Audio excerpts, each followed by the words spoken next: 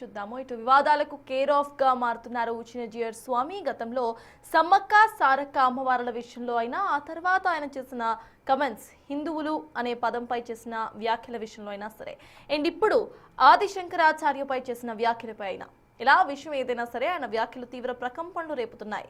ఆయన అసలు ఏమన్నారో ఇప్పుడు చూద్దాం. పెట్టుకుంటే ఇప్పుడు ఆ పేరు ఎందుకు వచ్చింది? ఎవడో పెట్టాడు ఒకడు. విగ్రహారాధన అంటే పడనివాడు, విగ్రహారాధకులను చూస్తే అసహ్యం వేసినవాడు, విగ్రహారాధకులంటే ఉత్త కాఫిర్స్ అని అనుకున్నవాడు పెట్టిన పేరండి అది. హిందూ అనే పదానికి అర్థం కాఫిర్ అని అర్థం. కాఫిర్ అంటే దౌర్భాగ్యుడు అని అర్థం. మీరంతా అదే జాతి వాళ్ళు కావాలి. ఏమండి, మీరంతా దౌర్భాగ్యులా? I don't think so. అసలు సారక్క సమ్మక్క ఎవరు? పోనీ అదే దేవతల, అక్కడ బ్రహ్మలోకంలో దిగి వచ్చిన వాళ్ళ? ఏమిటి చరిత్ర? అదేదో ఒక అడవి దేవత, ఏదో ఒక గ్రామ దేవత. సరే చేసుకొని అక్కడ ఉండేవాళ్ళు, చదువుకున్న వాళ్ళు, పెద్ద పెద్ద వ్యాపారస్తులు. ఆ పేరు బ్యాంకులు పెట్టేశారండి. తర్వాత ఇప్పుడు that became a business now. అన్యాయం చూశారండి. అది ఒక చెడు. శంకరాచార్యుల వారు ఏర్పాటు చేయలా. శంకరాచార్యుల వారు 32 ఏళ్ల వయస్సులో ఉత్తర భారతానికి వెళ్ళారు, హిమాలయాల్లోకి. తిరిగి వచ్చిన చరిత్ర లేదు. అంచేత మళ్ళీ ఆయన వచ్చి మఠాలను ఏర్పాటు చేయడం అనేటటువంటిది, that's not the right story. సుమతానికి ఈ వ్యాఖ్యలపైనే ఇప్పుడు తీవ్రమైన వివాదం చెలరేగుతోంది. ఆదిశంకరాచార్యులపై ఆయన చేసిన ఈ కమెంట్స్ ఏవైతే ఉన్నాయో అవి అగ్గి రాజేస్తుందని చెప్పాలి. మరోవైపు పరిపూర్ణానంద స్వామి అయితే రామాంజనాచార్యులు అసలు ఆచార్యులే కాదంటూ మరో స్టేట్మెంట్ ఇచ్చేస్తారు. సో దీనికి సంబంధించి మాట్లాడదాం. సార్, ఇటు చిన్నజీయర్ స్వామి చేస్తున్న ఈ వ్యాఖ్యలను మనం ఎలా చూడొచ్చంటారు? అంటే ఇది రీసెంట్గా కాదు, ఆయన కొన్ని ఇయర్స్ నుండి ఇటువంటి స్టేట్మెంట్స్ పాస్ చేస్తూ ఉన్నారు. సో ఈ స్టేట్మెంట్స్ పై మీ అభిప్రాయం ఏంటి సార్? నేనేమి తత్వవేత్తన కాదు, నేనేమి మత ధర్మం పైన అథారిటీ కాదు. అందువల్ల I'm not the suitable person to comment. అంటే ఆదిశంకరాచార్యుల వారు నారాయణ పరతత్వాన్ని బోధించాడు, ఆయన 4 మఠాలు ఏర్పాటు చేయలేదు. ఇవన్నీ చిన్నజీయర్ వాదన. సమ్మక్క సారక్క దేవతే కాదు, అసలు హిందూ అంటే ఆ దౌర్భాగ్యుడు, కాఫీరు. మరి ఈ పదాల్ని సమాజం అంగీకరిస్తుందా? ఒకటి, మీరు ఇవాళ హిందుత్వ అనేది ఇంత పెద్ద ప్రాసెస్గా, ఫినామినగా ఉన్న సమయంలో హిందూ అంటే కాఫీర్, హిందూ అంటే దౌర్భాగ్యుడు అన్న పదాన్ని ఎవరు యాక్సెప్ట్ చేస్తారు? వాస్తవంగా ఇది గతంలోనే వివాదమైంది. ఆఫ్ కోర్స్ ఈ సోషల్ మీడియా ఏజ్లో ఏమవుతుంది అంటే, తాజాగా వివాదం మొదలైతే దానికి లింక్డ్ ఉన్న వివాదాలన్నీ వస్తాయి. వాస్తవంగా హిందూ అన్న పదం చరిత్రకారులు కూడా చెప్పేది నిజమే. సింధు నాగరికత, సింధు నది ప్రాంతంలో నుంచి హిందూ అని వచ్చిందని. పేరు ఎలా వచ్చినా ఇవాళ హిందూ అనే పదంతో కోట్లాది మంది ప్రజలు ఐడెంటిఫై అవుతున్నారు. దానికి హిస్టారికల్ ఫ్యాక్ట్స్ చెప్పడం వేరు, దానికి విపరీతమైన అర్థాల్లోకి వెళ్ళడం వేరు. రెండు వేరు వేరు. సో దానికి కారణాలు ఏదైనా, పేరు ఎందుకు వచ్చింది అన్న దానికన్నా ఇవాళ ప్రజలు ఆ పేరుతో, ఆ భావనతో పిలుచుకుంటున్నారా లేదా అనేది, దానివల్ల ఎలాంటి నష్టము లేనప్పుడు అభ్యంతరాలు చెప్పాల్సిన అవసరం ఉందని నేను అనుకోను. సవినయంగా చిన్నజీయర్ స్వామి వ్యాఖ్యలతో అంగీకరించలేని ఎందుకు అంటే, let us not make such controversies అని. ఇలాంటి వివాదాలు అవసరమా అనేది నా క్వశ్చన్. ఇక ఆదిశంకరాచార్యుల వారు ఏ పాత్ర పోషించారు?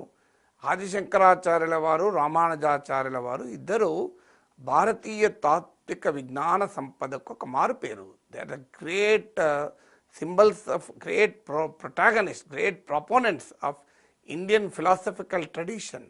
భారతీయ తాత్విక చింతనకు ఒక గొప్ప కంట్రిబ్యూషన్ చేశారు. ఆ మాటకొస్తే మానవాళి తాత్విక విజ్ఞానానికి, తాత్విక పరిజ్ఞానానికి, తాత్విక వారసత్వానికి ఒక గొప్ప కంట్రిబ్యూషన్ చేశారు. They are the two great Indian philosophers. వాళ్ళు ఏ కాలంలో, నాకు గుర్తున్నంత వరకు ఆదిశంకరాచార్యులు మోర్ దెన్ 1200 years ముందు. అప్పుడు మనము అలాంటి వారు ఏ రకమైన కంట్రిబ్యూషన్ చేశాడు, అసలు భారతీయత, భారతీయ సాత్విక ఆలోచన, భారతీయ తాత్విక వారసత్వం, ఇండియాస్ ఫిలసఫికల్ ట్రెడిషన్, ఇండియాస్ ఫిలసఫికల్ హెరిటేజ్ ముక్క చెక్కలై ఉన్న సమయంలో ఆ దేశములో ఉన్న భిన్నమైనటువంటి ఆధ్యాత్మిక భావాల మధ్య ఒక ఏకీకరణ సాధించినటువంటి మహనీయుడు ఆదిశంకరాచార్యులు. సో ఆయన ఆదిశంకరాచార్యుల అద్వైత సిద్ధాంతం ద్వారా ఒక దేశంలో ముక్క చెక్కలైనటువంటి సాంప్రదాయాన్ని, తాత్విక చింతల్ని ఏకం చేశాడు. వీళ్ళు ఆదిశంకరాచార్యుడు చెప్పిన ప్రతి అంశంతో అందరూ అంగీకరించాలని నేనేం చెప్పడం లేదు, కానీ హిస్టారికల్గా, ఫిలసఫికల్గా ఆదిశంకరాచార్యుల వారు పోషించినటువంటి పాత్రను మనం విస్మరించలేము. ఇక రామానుజాచార్యుల వారు భారతీయ తాత్విక చింతనను ప్రజలందరికీ చేరువ చేసినటువంటి ఒక సమతామూర్తి. అందుకే మీకు చిన్నజీయర్ స్వామి గారు కూడా దాన్ని సమతామూర్తి అని పేరు పెట్టుకుంటున్నారు. రామానుజాచార్యుల వారు ఏమన్నారు, ఆయన గురువు గారు నారాయణ మంత్రాన్ని బోధించి, ఇది నువ్వు ఎవరికైనా చెబితే నరకానికి పోతావు, ఇది గురుముఖం ద్వారా మాత్రమే, గురువు ద్వారా మాత్రమే వినాలి, ఎవరికి చెప్పొద్దు అంటే ఊర్లోకి వెళ్ళి అందరినీ పిలిచి చెప్తాడు. అదేంటయ్యా, నీకు చెప్పాను కదా నువ్వు నరకానికి పోతావని. అందరికి ఎందుకు చెప్తానంటే వాళ్ళందరూ వైకుంఠానికి పోతారు కనుక నేను నరకానికి పోయినా మంచిదే అన్నాడు. అంత గొప్ప సమతా దృక్పథాన్ని ప్రబోధించిన మహనీయులు రామానుజాచార్యులు. అంటే ఆదిశంకరాచార్యులేమో ముక్క చెక్కలైన భారతీయ తాత్విక ఆధ్యాత్మిక సంపదను కన్సాలిడేట్ చేస్తే, మీకు రామానుజాచార్యులేమో సామాన్యుడికి దాన్ని చేరువ చేసిన భక్తి ఉద్యమ ఆద్యుల్లో ఒకరు. అందువల్ల వారికి ఉండే హిస్టారికల్ రోల్ను మనం గుర్తించాలి, వాళ్ళకు ఉన్న ఫిలాసఫికల్ రోల్ గుర్తించాలి. ఎందుకంటే భారతీయత అనేది, భారతీయ తాత్విక చింతన అనేది ఒకే రకమైన స్ట్రీమ్ కాదు. ఆ మాటకొస్తే హిందూ మతమే ఒక రకమైన స్ట్రీమ్ కాదు. సర్వేపల్లి రాధాకృష్ణన్ హిందూ మతం పైన ఒక గొప్ప అథారిటీ ఆయన ఏమంటాడు, ఇది టెపిస్ట్రీ ఆఫ్ ఫేత్స్ అంటాడు. అనేక విశ్వాసాల సమాహారం. ప్రజలు అనేక రూపాల్లో దైవాన్ని కొలుస్తుంటారు. సమ్మక్క సారక్క అందులో ఒక రూపం. ఇవాళ చిన్నజీయర్ స్వామి కాదన్నాడు గనక సమ్మక్క సారక్కను పూజించేవారు తగ్గారా? ఇప్పుడు 3 కోట్ల మంది ఈసారి సందర్శించారు. వాళ్ళంతా సనాతన ధర్మానికి వ్యతిరేకులా? వారంతా వైదిక ధర్మానికి వ్యతిరేకులా? ఎందుకంటే చిన్నజీయర్ స్వామి హిందూ అంటే అంగీకరించారు కనుక నేను హిందువులు అనే పదం వాడకుండా వాడుతున్నాను. వాళ్ళందరూ కూడా మీకు చిన్నజీయర్ స్వామి బోధించేటువంటి మీకు విష్ణుమూర్తిని పూజిస్తారు, సమ్మక్క సారక్కను పూజిస్తారు. తప్పు కాదు కదా. అందువల్ల Indian philosophy, Indian spiritualism is not uni God కాదు, ఒకే దేవుడు కాదు. అనేక రూపాల్లో దేవుణ్ణి పూజించేటువంటి సాంప్రదాయం ఉంది. అలాగే తాత్విక చింతన కూడా అనేక రూపాల్లో ఉంటుంది. ఇప్పుడు ద్వైతము, అద్వైతము, విశిష్టద్వైతము, జీవాత్మ వేరు పరమాత్మ వేరు అని ద్వైతం చెప్తే, జీవాత్మ పరమాత్మ ఒక్కటే అని అద్వైతం చెప్పింది. సో విశిష్టద్వైతము జీవాత్మ పరమాత్మ వేరు లాంటిదైతే జీవాత్మ కాండము లాంటిది అని జీవాత్మకు పరమాత్మకు ఉన్న సంబంధాన్ని విశదీకరించింది. అందువల్ల ఇలా ద్వైతము, అద్వైతము, విశిష్టాద్వైతము లాంటి భావవాద ఆలోచనలతో పాటు లోకాయుత లాంటి భౌతికవాదం, మీకు న్యాయ, వైశేషిక, సాంఖ్య, మీమాంస, లోకాయుత, చార్వాక, ఇలా అనేక రకాల తాత్విక చింతనలు ఈ గడ్డపైన వెళ్తాయి, బౌద్ధ జైన తాత్విక చింతనలతో పాటు. సో అందువల్ల వీటికి ఉన్న ఫిలాసఫికల్ కంట్రిబ్యూషన్ ఏంటి అనేది మనం చూడాలి. కానీ అనవసరంగా ఆ మహనీయుల మధ్య పేచీ పెట్టి, ఒక ఆయనేమో అసలు ఆదిశంకరాచార్యుల్ని ప్రశ్నిస్తే హిస్టారికల్ అండ్ ఫిలాసఫికల్ రోల్ పైన ప్రశ్నలు లేవనెత్తితే, మరొకరేమో అసలు రామానుజాచార్యులే ఆచార్యులు కారు అని విభేదాలు సృష్టిస్తే అది ఎవరి ప్రయోజనాల కొరకు?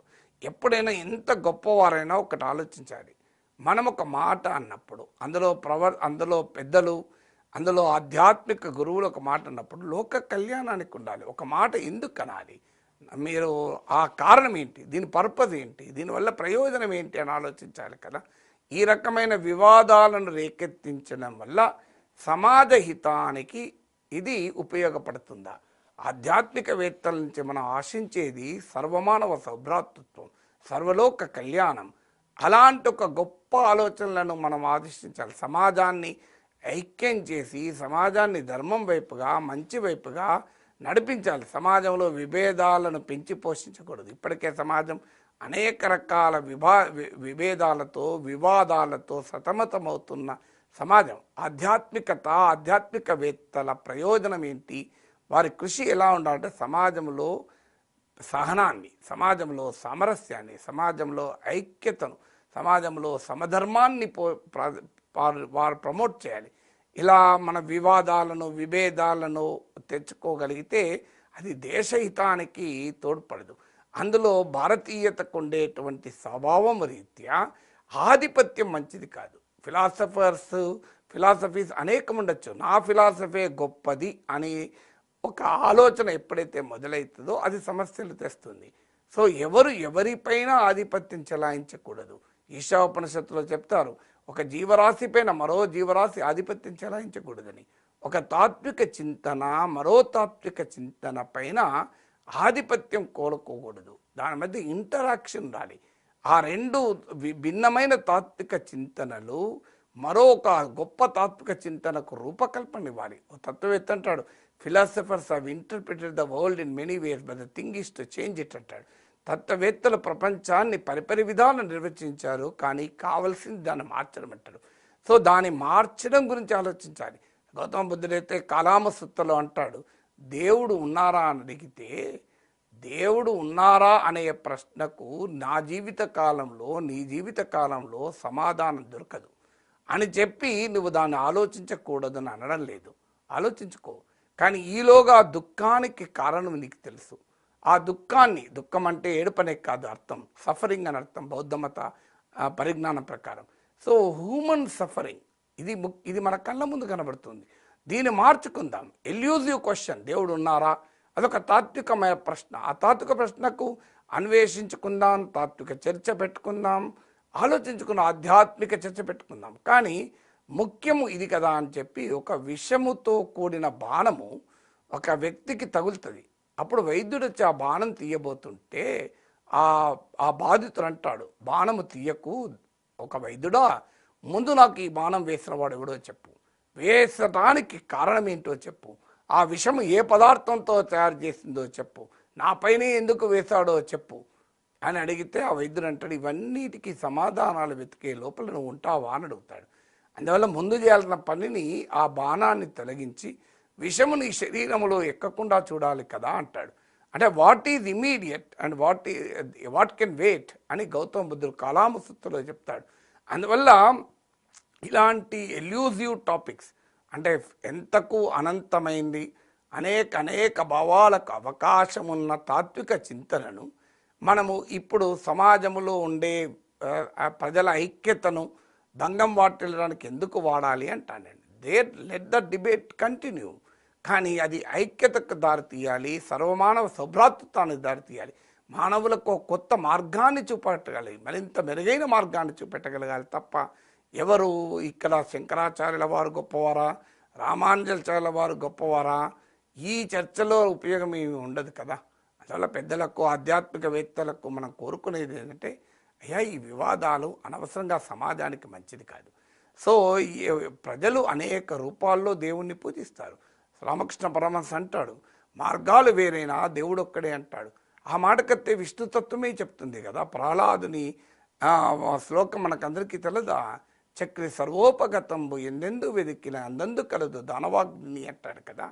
సో మరి చక్రి సర్వోపగతం అయినప్పుడు చక్రి శ్రీమన్నారాయణుడు అందరిలోనూ ఉంటాడు, సమస్త విశ్వంలో ఉన్నప్పుడు మళ్ళీ మనకు సమ్మక్క సారక్కులో కూడా ఆ దైవతత్వమే ఉంటుంది కదా. సో వారు సమ్మక్క సారక్కులు దేవుణ్ణి చూసుకుంటున్నారు, ఇంకో దాంట్లో దేవుణ్ణి చేసుకుంటారు. సో ఎవరితో ఎక్కడ ఏ రూపంలో ఉన్నా ఈశ్వరుడు ఒక్కడే అంటే కదా ధర్మం చెప్పేది. అందువల్ల లేని వివాదాలను మనం తెచ్చుకోవాల్సిన అవసరం లేదు. సమాజానికి ఇప్పటికే చాలా విభేదాలు ఉన్నాయి. అందువల్ల ఆధ్యాత్మికత ప్రజల్ని ఐక్యం చేయాలి, ప్రజల్ని సామరస్యం వైపు నడిపించాలి. Yes, sir. So, yes, sir. Thank you so much.